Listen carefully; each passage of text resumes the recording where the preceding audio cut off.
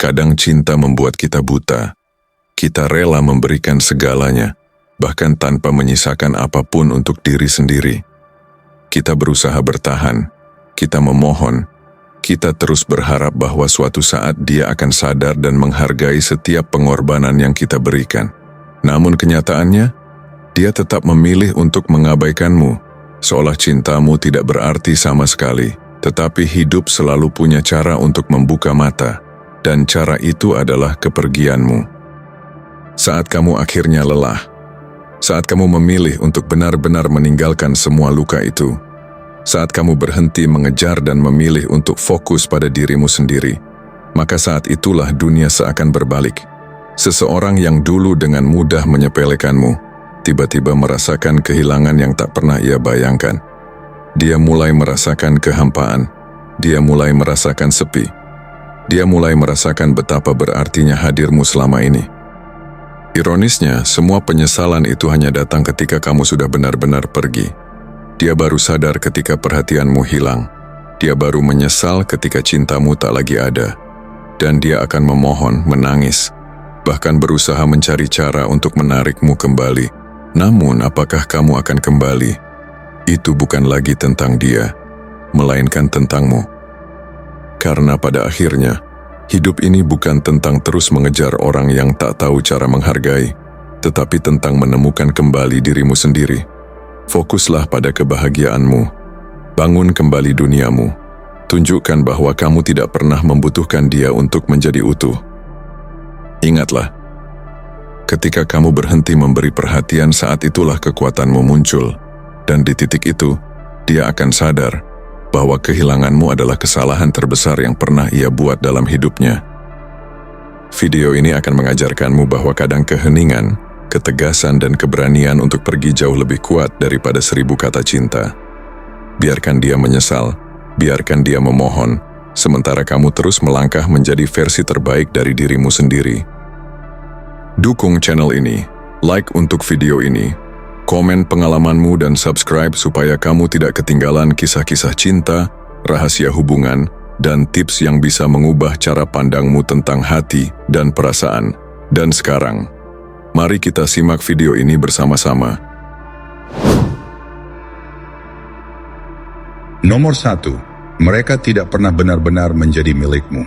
Sekarang giliranmu. Renungkan itu sejenak, mereka tidak pernah menjadi milikmu. Kalimat itu memang menyesakkan, tapi di baliknya tersembunyi gerbang menuju kebebasanmu. Lihatlah, ketika kamu memperlakukan seseorang seperti mereka adalah milikmu, kamu sudah kalah.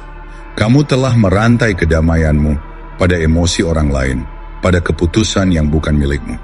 Namun seorang yang bijak tahu untuk tidak melekatkan identitasnya pada sesuatu yang tidak bisa ia kendalikan. Dan kamu tidak dapat mengendalikan mereka. Kamu tidak akan pernah bisa. Kamu pikir kesetiaan menjamin kebersamaan abadi. Kamu pikir usaha pasti akan dibalas dengan komitmen yang sama. Namun dalam permainan ini, investasi emosional tidak selalu mendatangkan keuntungan. Bukan begitu cara kerja ketertarikan. Mereka bersama kamu bukan karena siapa kamu sepenuhnya, melainkan karena pada suatu titik energimu cocok dengan apa yang mereka butuhkan. Bisa saja kegembiraan, kenyamanan, status, atau pelarian. Apapun itu, semua itu tidaklah permanen. Ketika nilai itu memudar di mata mereka, ketika misteri itu mati atau percikannya redup, mereka menghitung ulang. Mereka terus bergerak maju. Dan jika kamu jujur pada dirimu sendiri, kamu pasti merasakan tanda-tandanya sebelum semua itu benar-benar terjadi. Inilah kenyataan pahit yang seringkali diabaikan banyak orang. Mereka tidak pergi saat mereka pamit. Mereka sudah lama pergi saat mereka telah menggantikanmu secara emosional. Keheningan itu bukan tiba-tiba. Itu proses bedah, perlahan, strategis. Dan kamu berdiri di sana berharap semua itu hanyalah fase yang akan berlalu. Tidak, itu adalah transisi. Kamu hanyalah sebuah pengalaman, bukan tujuan akhir. Kamu hanyalah pelajaran, bukan sesuatu yang diwariskan. Nah, inilah saatnya untuk mengubah arahmu. Jangan merasa pahit. Jadilah lebih baik. Jangan berusaha untuk menambal kembali apa yang telah retak. Lepaskan dengan kesadaran penuh. Mereka tidak pernah menjadi milikmu sejak awal. Namun waktu, energi, dan identitasmu, itu semua milikmu. Ambil kembali mereka. Seorang yang bijak menerima apa adanya, bukan apa yang ia inginkan. Dia tidak berduka atas hilangnya kendali. Dia berhenti menghabiskan tenaga untuk mencoba memperbaiki sesuatu yang sejak awal tidak dibangun di atas kebenaran. Nomor 2, emosi adalah musuhmu. Kamu ingin tahu kenapa mereka terlihat selalu di atas angin? Bukan karena emosi mereka, tetapi karena emosimu. Setiap kali kamu bereaksi, setiap kali kamu menangis, memohon, mengejar, atau menjelaskan berlebihan, kamu memberikan mereka buku panduan tentang dirimu. Kamu menunjukkan semua kartumu. Dan semakin kamu terhanyut dalam emosi, semakin sedikit kekuatan yang kamu miliki. Itulah sebabnya filosofi Stoik mengajarkan bahwa emosi adalah musuh. Bukan karena kamu harus menjadi orang yang mati rasa, tetapi karena perasaan yang tidak terkendali akan merusak penilaianmu. Mari kita luruskan satu hal. Mereka tidak meninggalkanmu karena kamu tidak cukup baik. Mereka meninggalkanmu karena emosimu membuatmu mudah ditebak. Mereka bisa membaca suasana hatimu sejelas papan reklame. Kamu menjadi transparan secara emosional. Dan di mata mereka, sesuatu yang dapat ditebak berarti sesuatu yang dapat diganti. Karena dalam ketertarikan, misteri itu penting, kontrol itu penting, pengendalian diri itu penting. Kamu telah melanggar semua aturan itu saat kamu menaruh hatimu di tempat yang seharusnya diisi oleh keteguhan pikiran. Kemarahanmu menjadi bahan bakar bagi egonya. Keputusasaanmu menjadi validasi bagi mereka. Mereka masih mengendalikan narasinya. Kesedihanmu menjadi daya ungkit emosional. Kamu berpikir dengan bersikap apa adanya dan menunjukkan seluruh hatimu akan membuat mereka kembali. Tapi bagi mereka, itu hanya bukti bahwa kamu masih terjebak, masih lemah, masih berputar dalam gravitasinya. Namun disinilah letak kejutannya. Emosi bukan untuk ditekan, melainkan untuk ditaklukkan. Seorang Stoik tidak memadamkan perasaan, dia menaklukkannya. Dia mengarahkan emosi itu kembali, menyaringnya melalui akal sehat. Saat rasa sakit datang, dia tidak berteriak, dia mengamatinya. Saat amarahnya muncul, dia tidak meledakkannya, dia menggunakannya sebagai bahan bakar. Disiplin emosional adalah bentuk kekuatan tertinggi, dan itu adalah satu hal yang paling tidak mereka sangka akan kamu miliki. Jadi berhentilah melampiaskan kekecewaanmu kepada orang yang sudah tidak peduli. Berhentilah mengirim pesan panjang yang tidak akan pernah dibaca. Berhentilah mencoba menjelaskan dirimu kepada seseorang yang sudah berhenti mendengarkan. Kamu tidak berutang performa apapun. Kamu tidak berutang penjelasan apapun. Mata uang barumu adalah keheningan. Bahasamu yang baru adalah fokus. Getaran barumu tak terbaca. Dan percayalah, keheningan itu, ketenangan itu, kehadiran yang tak tergoyahkan, itulah yang akan membuat mereka gelisah. Karena saat mereka sadar bahwa mereka tidak lagi bisa mengendalikan emosimu, kekuatan pun berpindah. Nomor 3, obsesi adalah kelemahanmu. Mari kita sebut apa adanya. Kamu tidak sedang jatuh cinta, kamu terobsesi. Ada perbedaan besar di antara keduanya. Cinta adalah koneksi, pertumbuhan, keselarasan. Obsesi adalah fiksasi, kontrol, dan keputusasaan. Dan bagian terburuknya, mereka tahu. Mereka bisa melihat bagaimana kamu menganalisis setiap pesan mereka, bagaimana suasana hatimu berubah setiap kali mereka muncul atau menghilang, bagaimana ketenanganmu tergantung pada validasi mereka. Obsesi itu, entah kamu mengakuinya atau tidak, adalah tanda kelemahan. Obsesi membalikkan dinamika. Obsesi menempatkan mereka di atasmu. Obsesi merusak visimu, mempersempit duniamu, menjadikan mereka pusat dari segalanya. Kamu berhenti berkembang. Kamu berhenti bertransformasi. Kamu berhenti hidup. Rutinitasmu runtuh. Standarmu jatuh. Pikiranmu menjadi penjara dan mereka tetap menjadi sipirnya. Bahkan saat mereka sudah pergi. Itu bukan kekuatan. Itu adalah penghapusan diri. Dari sudut pandang psikologis, obsesi tumbuh dari rasa kelangkaan. Kamu takut tidak akan pernah menemukan seseorang yang lebih baik. Jadi kamu terus menggenggamnya erat-erat. Kamu memutar ulang kenangan, memahatnya seakan-akan mereka adalah keajaiban sekali seumur hidup. Padahal berita terbarunya, mereka tidak. Ada 1000 orang di luar sana, namun hanya ada satu dirimu. Dan semakin lama kamu mengorbitkan duniamu di sekitar mereka, semakin kamu mengabaikan dirimu sendiri. Seorang stoik tidak terobsesi. Dia mengamati. Dia melepaskan apa yang tidak bisa dia kendalikan. Dia mengalihkan energinya ke hal-hal yang lebih penting. Misinya, disiplinnya, dunianya sendiri. Karena disitulah letak paradoksnya. Semakin kamu terpisah, semakin magnetis kamu jadinya. Saat kebahagiaanmu tidak lagi tergantung pada kehadiran mereka, disitulah kamu menjadi kuat, tak tergoyahkan, dan memancarkan daya tarik yang tak terbantahkan. Jadi bagaimana kamu membunuh obsesi? Buat obsesi itu kelaparan. Potong pasokannya. Berhentilah memberinya gambar-gambar, postingan-postingan, dan kenangan-kenangan yang hanya menambah deritamu. Blokir jika perlu, bukan karena dendam, tetapi demi kelangsungan hidupmu sendiri. Gantikan fiksasi itu dengan rutinitas. Gantikan kerinduan dengan sesuatu yang lebih besar. Warisan, tujuan, pencapaian. Gantikan mereka dengan cermin agar kamu bisa melihat dirimu apa adanya. Karena kenyataannya, orang yang kamu kejar itu hanyalah potongan-potongan kenangan yang kamu tempelkan di kepalamu. Itu adalah fantasi, bukan kenyataan. Sekarang saatnya kamu bangun. Nomor 4, kekuatan sikap dingin. Mereka menunggu reaksimu. Reaksi apapun, marah, sedih, menutup diri, sisa-sisa emosi yang masih bisa mereka nikmati. Namun kamu tidak memberinya apapun, hanya kesunyian, hanya jarak. Itulah kekuatan sikap acuh tak acuh. Bukan taktik manipulatif, tetapi sebuah pengaturan ulang psikologis. Karena diam bukanlah kelemahan, diam adalah dominasi. Saat kamu diam, pikirannya justru menjadi gaduh.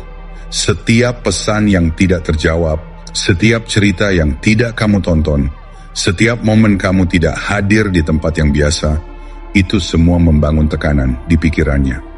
Mereka mulai bertanya-tanya apakah kamu sedang terluka atau sudah benar-benar melupakan masa lalu. Mereka memutar ulang bagaimana semuanya berakhir. Mereka menimbang kembali keputusan mereka. Dan disitulah penyesalan mulai tumbuh. Bersikap dingin bukan berarti membuat mereka tidak peduli. Ini tentang menunjukkan bahwa kamu tidak perlu banyak bicara untuk meninggalkan dampak. Ketidakhadiranmu berbicara lebih keras daripada kata-kata apapun. Kebanyakan orang akan memohon, mencari, dan menunggu. Kebanyakan orang akan berubah menjadi budak emosional saat mereka merasa ditolak. Namun sebagai pribadi yang kuat, kamu menghilang bukan karena kamu lemah, tetapi karena kamu memilih untuk tidak mengejar apapun yang berjalan menjauh darimu. Kamu tidak perlu menjelaskan dirimu kepada seseorang yang berhenti menghargai kehadiranmu. Kamu tidak kembali ke tempat di mana suaramu diabaikan, karena inilah yang dipahami oleh psikologi gelap. Otak manusia mendambakan resolusi. Ketika sebuah hubungan berakhir tanpa penjelasan yang jelas, itu menciptakan kesenjangan kognitif, ruang kosong yang menghantui. Mereka akan mengisinya dengan kecemasan, penyesalan, dan pertanyaan bagaimana jika. Mereka akan bertanya-tanya apakah kamu sudah menemukan seseorang yang lebih baik, apakah kamu pernah benar-benar peduli, apakah mereka pernah berarti bagimu. Dan semakin mereka mencoba memahami kesunyianmu, semakin besar kekuatanmu. Jangan beri mereka jendela untuk mengintip. Jangan buka pintu untuk diskusi. Jangan kirim pesan pada hari ulang tahunnya. Jangan datang hanya untuk menunjukkan bahwa kamu sudah dewasa. Tidak. Sikap dinginmu adalah pesan terakhirmu. Respon yang paling kuat adalah tidak ada respon sama sekali. Mereka akan merasakannya jauh lebih dalam daripada kata-kata apapun yang pernah kamu ucapkan.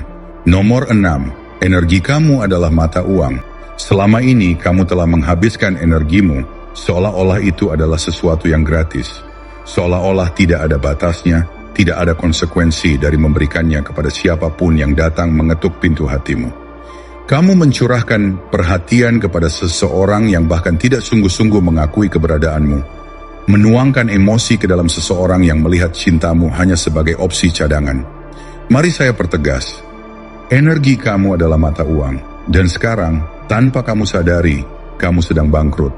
Bukan bangkrut secara finansial, tetapi secara spiritual, mental, dan emosional. Kamu telah menginvestasikan setiap tetes perhatian, setiap kilau harapan, setiap kata yang kamu ucapkan kepada seseorang yang tidak memberikan hasil apapun. Setiap kali kamu memikirkan mereka, setiap kali kamu memeriksa profil media sosialnya, setiap kali kamu bertanya-tanya apakah mereka merindukanmu, kamu sedang membayar sesuatu yang mahal. Harga dari fokusmu, harga dari ketenanganmu, harga dari harga dirimu. Energi yang kamu berikan tidak pernah kembali dalam wujud yang sama. Ia bisa membangkitkanmu atau justru membakarmu habis. Ingat ini baik-baik. Setiap orang yang menghargai dirinya sendiri menjaga energinya layaknya emas.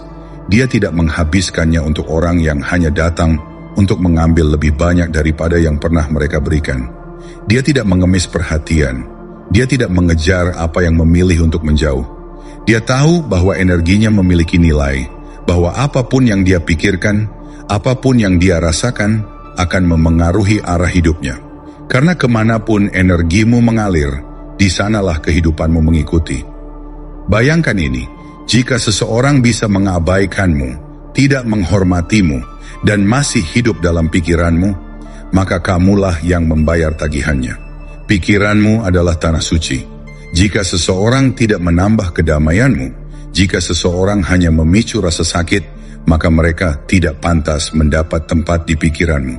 Kamu di sini bukan untuk membuktikan siapa dirimu kepada seseorang yang tidak bisa melihat nilaimu. Kamu di sini untuk membangun kehidupan yang begitu kaya, begitu penuh, begitu terfokus, sehingga keberadaan mereka menjadi tidak relevan. Pikirkan tentang bagaimana kamu seringkali memberi begitu banyak perhatian pada mereka.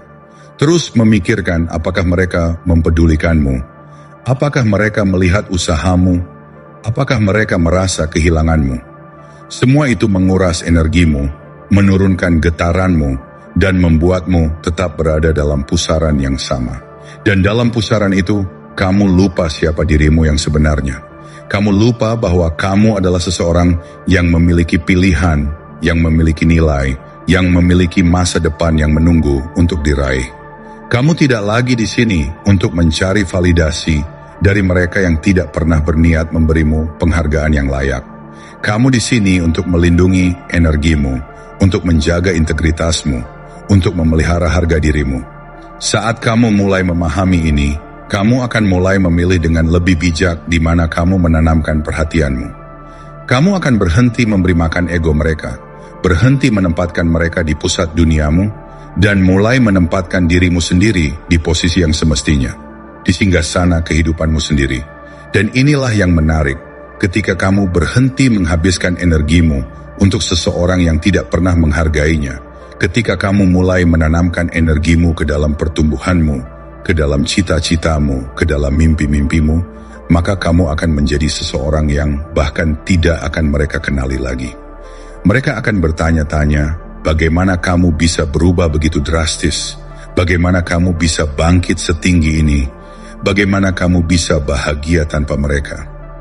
Dan percayalah, di saat itulah penyesalan mereka akan datang, karena mereka akhirnya menyadari bahwa mereka telah kehilangan seseorang yang kini berdiri di puncak dunianya sendiri. Jadi, jagalah energimu. Perlakukan itu seperti sesuatu yang paling berharga dalam hidup. Rasa sakit bukan sesuatu yang bersifat pribadi. Itu adalah ujian. Dan kamu bisa memilih apa yang akan kamu hasilkan darinya. Air mata atau transformasi, keluhan atau kebangkitan. Kamu mungkin berpikir mereka sedang memperhatikanmu, menunggu untuk melihat apakah kamu baik-baik saja. Tidak. Mereka hanya memperhatikan apakah kamu berkembang. Mereka ingin tahu apakah mereka masih penting. Satu-satunya cara untuk menunjukkan pada mereka bahwa kamu lebih dari apa yang mereka tinggalkan adalah bukan dengan kata-kata, tetapi dengan membangun sesuatu yang bahkan mereka tidak bisa bayangkan. Biarkan hasilmu menjadi jawaban yang paling lantang. Biarkan cahayamu berbicara sendiri. Karena itulah yang terjadi ketika kamu berhenti mengejar masa lalu dan mulai membangun masa depanmu. Keingintahuan mereka berubah menjadi penyesalan. Mereka sadar orang yang mereka tinggalkan bukanlah orang yang mereka kira. Dan percayalah, tidak ada yang lebih menghantui hati mereka selain melihatmu menjalani hidup yang jauh lebih baik tanpanya. Nomor 7, kamu adalah hadiahnya. Seringkali kamu merasa tergantikan Seperti kehadiranmu tidak lagi istimewa, seperti kehilangan mereka adalah hukuman yang tak terelakkan, seperti seolah-olah semuanya salah padamu. Namun di balik semua rasa sakit yang kamu rasakan, ada satu kebenaran yang tidak akan pernah mereka ucapkan dengan lantang, karena mereka sendiri tidak sanggup menelannya. Kamu adalah hadiahnya. Mereka tidak pergi karena kamu kurang berharga. Mereka pergi karena mereka tidak mampu melihat nilai itu dengan jelas. Karena ego mereka, karena distraksi yang mereka izinkan, atau karena ketidakdewasaan yang masih mengikat langkah mereka. Mereka buta terhadap cahaya yang kamu pancarkan, bukan karena cahayamu redup, tetapi karena penglihatan mereka sendiri tertutup kabut yang mereka ciptakan. Kebutaan mereka tidak pernah menurunkan harga dirimu. Itu hanya menegaskan kurangnya visi mereka.